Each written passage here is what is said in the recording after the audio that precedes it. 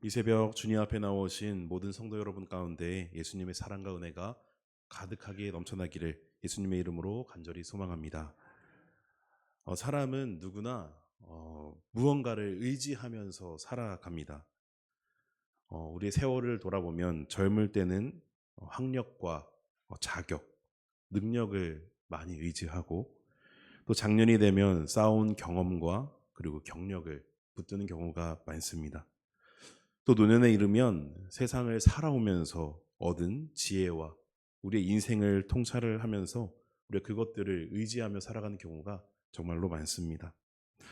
그런데 이것은 잘못된 것은 아닙니다. 굉장히 인간으로서 자연스러운 일입니다. 그러나 문제는 이 의지의 대상이 우리가 하나님보다 앞설 때입니다.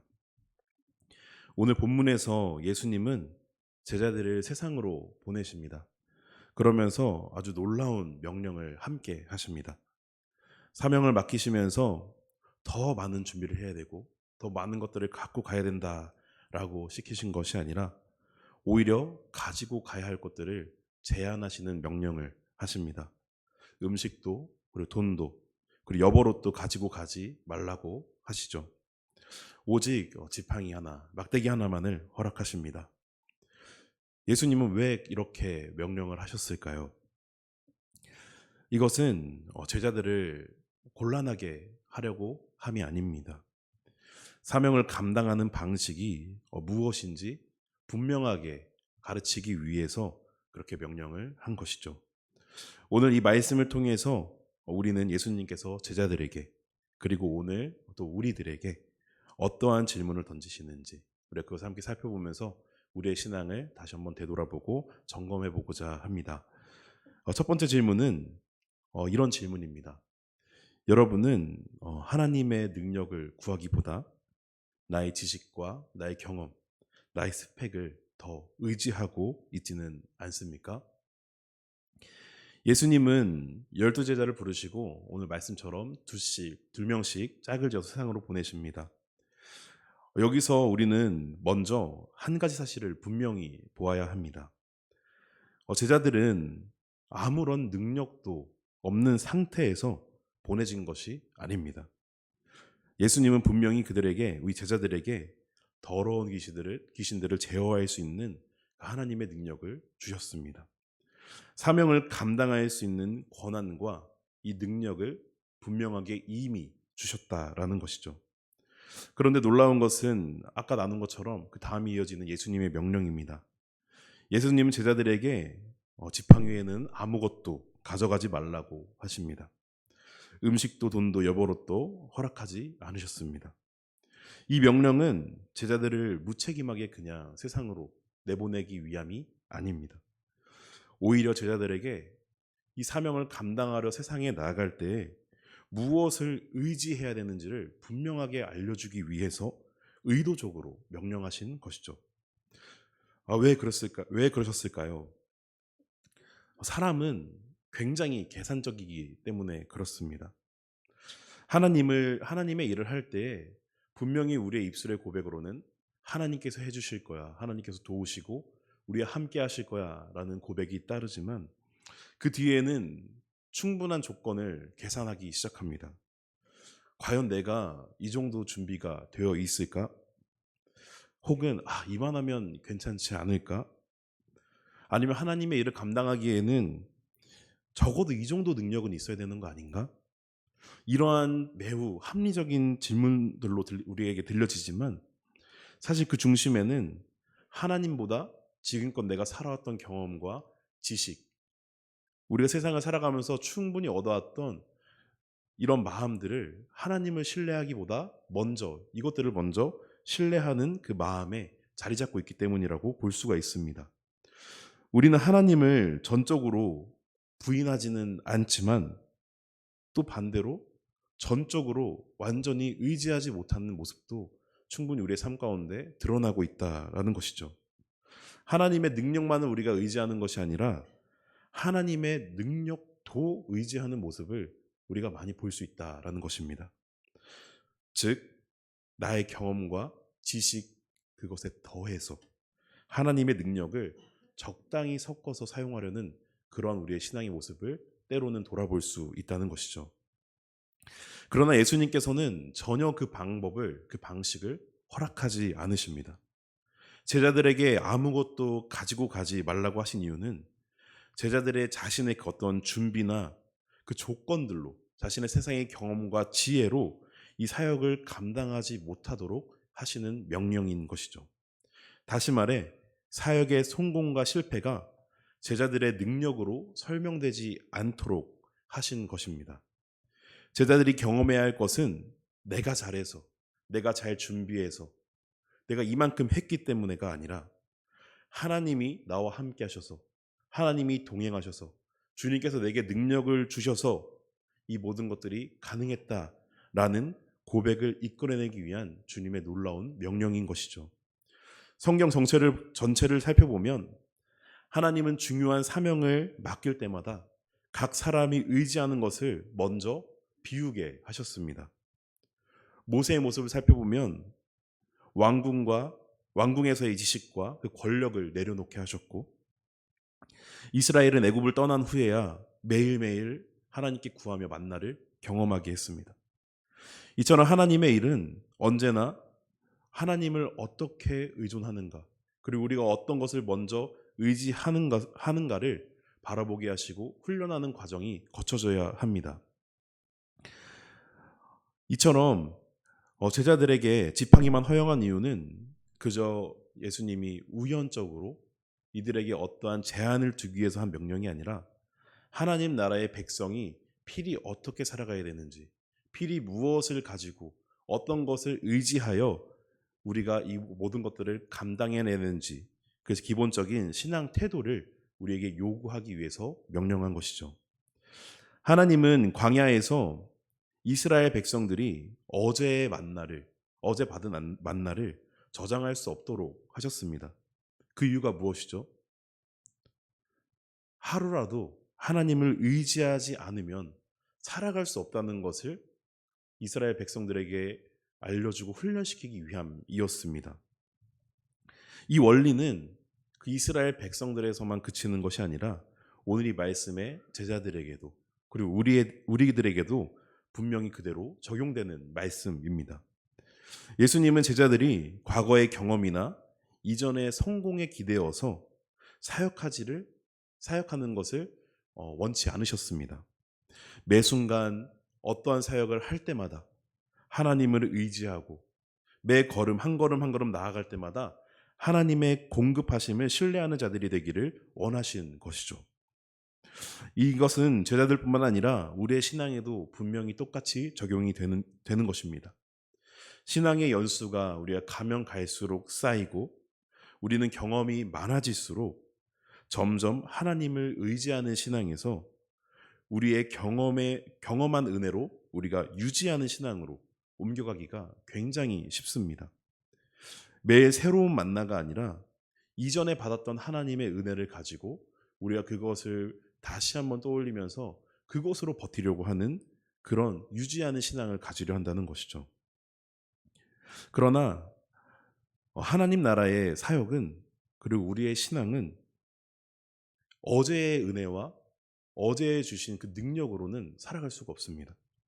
매일 새롭게 주시는 은혜, 매일 새롭게 우리에게 임재하신 그 하나님을 통해서, 그 예수님의 사랑을 통해서 우리가 모든 것을 감당해내는 그런 신앙으로 살아가야 하는 것이죠. 예수님이 제자들에게 요구하신 것은 더 많은 준비가 아닙니다. 매일매일 주님을 붙들라는 오직 그 하나의 명령이었습니다. 지팡이 하나로 떠나는 여정은 정말로 불안정해 보입니다. 우리가 가진 지혜와 지식으로는 여행을 떠나는데 어떻게 막대기 하나만 가지고 나가겠습니까?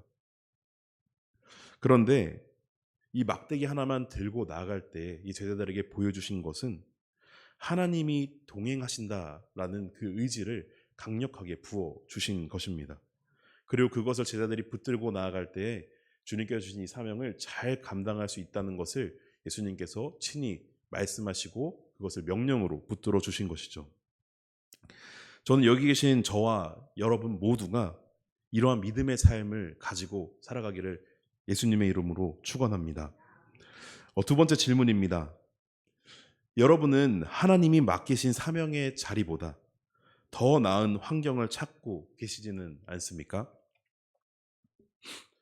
예수님은 제자들에게 사역의 이 내용뿐만이 아니라 사역을 대하는 태도까지 매우 구체적으로 가르쳐 주셨습니다. 어느 곳에 들어가든지 거기서 떠날 때까지 유하라. 이 말씀은 단순히 내가 어디에 머무는지, 어떤 숙박을 하는지, 이런 거에 여행에 있어서 내가 어느 곳에 머물러야 하는지에 대한 어떤 지침이 아닙니다. 이것은 제자가 사명을 대하는 근본적인 자세를 가르치시는 그런 말씀입니다. 당시 제자들이 들어가게 될 장소들은 서로 다 조건이 달랐을 겁니다. 둘씩 짝지어서 다 세상으로 나가는데 어떻게 다 같은 조건에서 사역을 감당하겠습니까? 어떤 집은 어떤 장소는 더 편안했을 수도 있고 또 어떤 장소는 굉장히 불편했을 수도 있습니다. 그러나 예수님은 제자들이 더 좋은 조건으로 찾아 옮겨 다니는 그런 사역을 허락하지 않으셨습니다.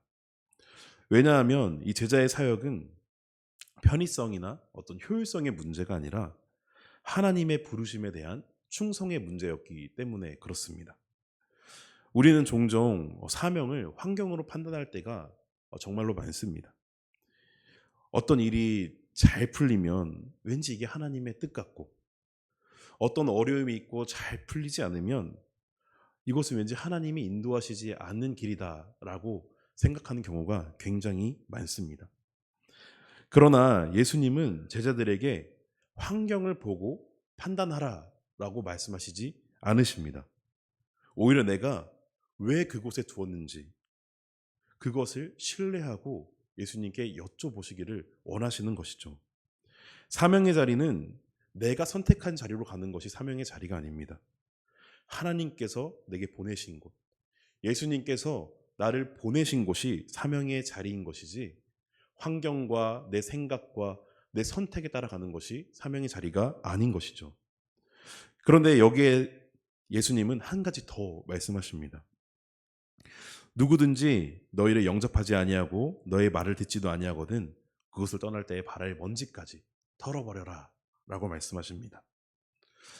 이 말씀은 어떻게 보면 굉장히 냉정하게 들릴 수 있습니다. 그런데 실제로는 매우 깊은 신앙적인 의미를 담고 있는 말씀입니다. 발에서 먼지를 떨어버려라 라는 이런 행위는 그 집을 완전히 외면하라, 그냥 거기는 가망이 없으니 포기하라, 이런 마치 저주 같은 단절하는 그런 말씀이 아닙니다. 그런 뜻이 아닙니다. 당시 유대 사회에서 이런 행위는 우리가 무언가를 판단할 때 내 기준으로 판단하고 세상의 것으로 판단하는 것이 아니라 하나님의 판단에 우리가 의지해서 하나님의 판단에 우리가 침범하지 않겠다라는 어떤 신앙 고백과도 같습니다. 다시 말해 예수님의 이 말씀은 제자들에게 이 사역에 대한 책임의 자유를 주신 것입니다. 제자들의 사역을 통해서 드러나는 모든 결과를 통제하려고 하지 말고 하나님께 맡겨보라 라는 뜻인 것이죠. 이러한 자유함은 제자들이 복음을 전하러 나갔을 때 어떻게 늘 항상 좋은 결과만 있겠습니까? 우리가 전도할 때도 마찬가지지만 복음을 받아들인 사람이 있고 또 복음을 거부한 것을 넘어서 어, 굉장히 손가락질을 하고 못되게 구는 사람도 있지 않습니까? 그런데 이렇게 제자들이 복음을 거절당하는 순간에도 자신들의 사명이 실패했다라는 결론을 내리지 않도록 인도해주는 그런 예수님의 사랑이 담긴 말씀이라고 볼 수 있습니다. 왜냐하면 이 여기에 숨겨져 있는 예수님의 말씀은 이 구원의 성취가 너희 것이 아니라 하나님의 몫이다라는 것을 분명하게 알려주는 말씀입니다. 그래서 이 말씀은 제자들의 마음을 지켜주는 아주 자유로운 말씀이 되는 것이죠. 제자들이 사역을 할 때, 환대받을 때 교만하지 않게 하시고 또 거절당할 때 좌절하지 않도록 도와주시는 그런 놀라운 말씀입니다. 제자는 반응에 의해서 움직이는 사람이 아니라 부르심에 움직이는 사람임을 깨닫게 할 수 있도록 도와주는 말씀인 것이죠. 그래서 예수님은 머물 때는 끝까지 머물고 떠날 때는 미련 없이 떠나라 라고 말씀하시는 것입니다. 이것은 우리의 신앙도 마찬가지일 것입니다. 우리는 종종 결과가 좋아 보이면 계속 하려고 하고, 결과가 안 좋아 보이면 그만하고 멈춰 버리려고 하는 경우가 너무나도 많습니다. 근데 이것은 예수님께서 주신 어떤 어, 신앙적 믿음의 어떤 논리가 아닌, 세상이 우리에게 여태까지 주입했던, 우리가 경험을 통해서 느꼈던 어떤 세상적인 논리를 우리 신앙에 적용하는 행위입니다. 그러나 예수님께서는 제자들을 그렇게 부르시지 않으셨습니다. 제자는 성공을 증명하는 사람이 아니라 보냄을 받은 자로 살아가는 사람이라는 것을 보여주시는 말씀이죠. 하나님이 맡기신 자리에 머문다는 것은 그 자리가 좋고 쉽다는 것이 아닙니다. 오히려 그 자리에서 나의 한계를 분명히 더 드러내고, 잘 될 때도 있지만 잘 되지 않을 때 내가 하나님을 의지하는가, 또 하나님께서 나에게 맡긴 사명을 끝까지 감당할 수 있는가, 그것을 드러낼 수 있는 자리일 수도 있습니다. 그리고 우리는 그 자리를 통해서 하나님께서 일하시는 방식을 배워갑니다. 세상이 보여주는 방식이 아니라 주님께서 보여주시는 그 놀라운 방식을 경험하며 살아가는 것이죠. 여기 계신 모든 성도 여러분이 각자에게 맡겨주신 그 사명을 감당해내실 때 더 나은 환경을 찾아서 이동하고, 내가 선택해서 이동하는 것이 아니라 하나님이 함께 하시는 자리에서, 그 자리에서 끝까지 순종하고 주님께 기쁨이 되어 순종의 열매를 맺는 그런 믿음의 자녀들이 되시기를 예수님의 이름으로 소망합니다. 마지막 세 번째 질문입니다.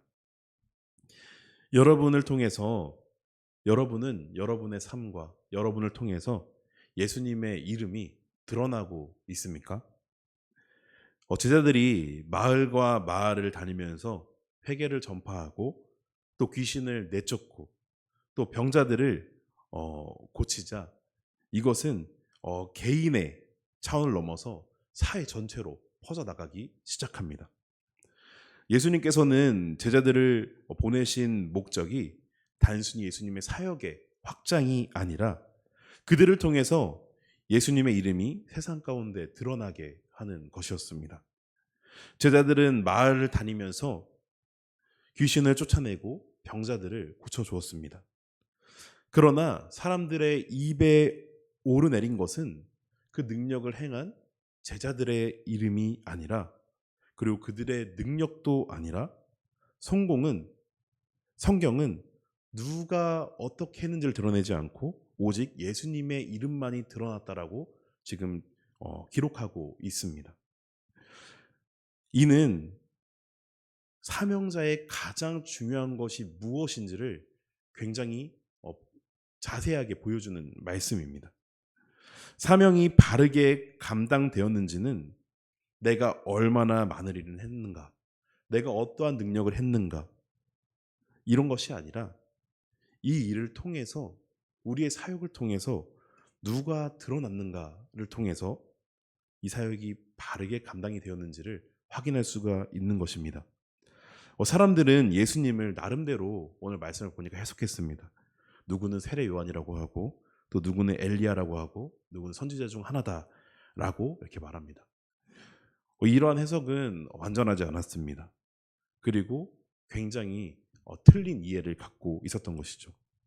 그러나 분명한 사실은 그들이 경험한 능력과 변화가 예수님을 설명하지 않고서는 설명이 될 수 없었다라는 것입니다. 제자들은 자신을 전면에 내세우지 않았기에 사람들의 시선이 자연스럽게 예수님께 향할 수밖에 없었던 것이죠. 제자들은 자신들의 이 놀라운 사역을 감당하면서 얼마나 기뻤겠습니까? 내가 기도하고 안수하는 것을 통해서 귀신들이 또 쫓겨나고, 내가 기름 발라주는 것을 통해서 병든 자들이 고쳐졌을 때 얼마나 기쁘고 행복했겠습니까? 그러면서 사람이라면 또 내심 마음에 내가 하니까 되네, 이런 마음도 가질 법합니다. 그런데 제자들은 그렇지 않았다라는 것입니다. 내가 주인공이 아니라 예수님의 이름이 드러나도록 그들은 이 사명을 감당했다라는 것이죠. 오늘 우리의 사역과 신앙도 이 질문 앞에 분명하게 서야 할 것입니다. 우리의 사역의 현장에서, 그리고 우리 그리스도인으로서 가정에서, 일터에서 사람들이 나를 통해서 무엇을 보게 되는가, 이 질문 앞에 우리가 반드시 서야 합니다. 내 열심, 내 실력, 내 경험만이 우리의 삶 가운데 남아있지는 않는지, 아니면 그것을 넘어서 나의 모든 실력과 나의 모든 능력과 나의 모든 행실을 통해서 나를 바라보는 사람들이 예수님을 발견하고 나의 모습을 통해서 예수님의 이름이 증거되고 있는지를 우리는 분명하게 돌아보아야 합니다. 사명은 나를 드러내는 자리로 바뀌는 순간 그 본질을 잃게 됩니다.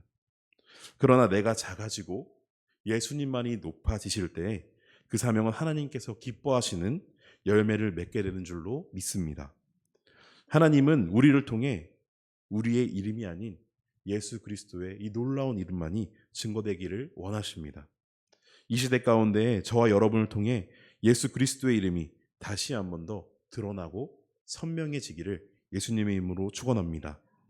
참된 성도의 삶은 사람들이 나를 기억하는가가 중요한 것이 아닙니다. 나를 통해서 예수님을 기억하는가, 예수님을 바라보았는가, 이것이 더욱더 중요한 것이죠. 말씀을 정리하겠습니다. 사랑하는 성도 여러분, 예수님은 우리에게 더 많은 것을 가지고 가라고 하지 않습니다. 또 많은 것을 가지고 사역을 감당해내라 하지 않습니다. 그 대신 너희가 누구를 의지하느냐, 나를 의지하고 있느냐, 이것을 더욱더 먼저 물어보십니다.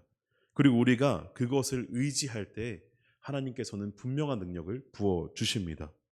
더 나아가 우리의 삶의 자리, 우리의 사명의 자리는 조건과 그리고 내 세상의 지식과 지혜와 경험으로 감당해내는 것이 아니라 예수님을 향한 신뢰와 믿음으로부터 감당해낼 수 있는 것입니다. 그리고 그 삶을 통해서 드러나야 할 것은 우리의 잘남, 우리의 열심, 우리의 실력, 우리의 경험, 이런 것들이 아니라 오직 예수님의 이름뿐입니다. 오늘도 우리의 말과 선택, 삶의 태도, 우리의 모든 행위를 통해서 우리 주변에 있는 모든 사람들이 우리의 모습을 통해 예수님을 발견할 수 있기를 간절히 소망합니다. 그래서 우리의 삶 속에 조용히 드러나는 이 참된 제자의 길을 걸어가는 저와 여러분이 되시기를 예수님의 이름으로 축원합니다. 기도하겠습니다.